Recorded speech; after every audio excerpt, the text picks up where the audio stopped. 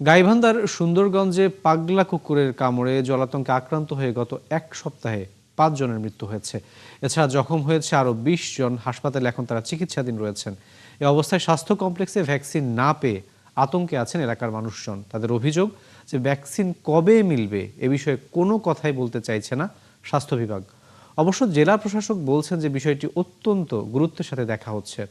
শামীম আল শাম্মুর তথ্য ছবিতে প্রতিবেদনে দেখুন বিস্তারিত।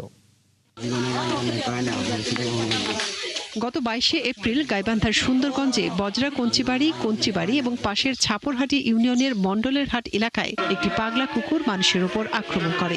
এ সময় কুকুরের কামড়ে ২ শিশু সহ অন্তত ১৩ জন গুরুতর আহত হন। এর মধ্যে গত ৬ মে মারা যান ফুলু মিয়া এবং ৫৫ বছরের নন্দারানী। এরপর গত ৮ই মে রতনেশ্বর কুমার, ১২ই মে আফরোজা বেগম এবং ১৩ই মে দুপুরে নিজ বাড়িতে মারা যান গৃহবধূ সুলতানা বেগম। এছাড়া কামড়ের শিকার হয়ে ২০ জন হাসপাতালে চিকিৎসা নিচ্ছেন।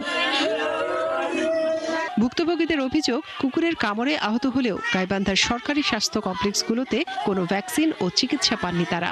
ফলে চড়া দামে বাইরে থেকে ভ্যাকসিন সংগ্রহ করে সময় মতো দিতেও পারেননি। তারা বলছেন আক্রান্ত রোগীদের কোনো খোঁজ নেয়নি জেলা স্বাস্থ্য বিভাগ।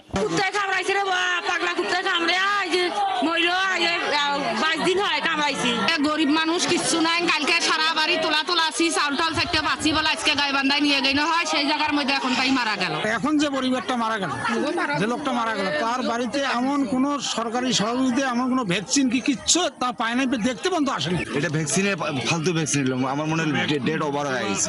এ বিষয়ে যথাযথ চিকিৎসা না পাওয়া এবং স্বাস্থ্য বিভাগের অবহেলাকে দুষছেন জনপ্রতিনিধিরা। তারা সুচিকিৎসা পায়নি। যদি হসপিটালে তারা কোর্স কমপ্লিট করতো, তারা টিকার কোর্সটা যদি কমপ্লিট করে দিত গাইবান্ধা সিভিল সার্জন অফিসে, তাহলে আমাদের বিশ্বাস এই লোকগুলা ক্ষতি হতো। এদিকে বিষয়টি নিয়ে কোনো কথা বলতে চাননি জেলা সিভিল সার্জন। আমি এখন দেখছি যে কথা বলাই সমস্যা, এখন আমি সেটাও বলতে চাচ্ছি না, সেটাও আমি বলবো না। আমি বারবার তো বলছি যে আপনাকে রিটেন আমি দেবো।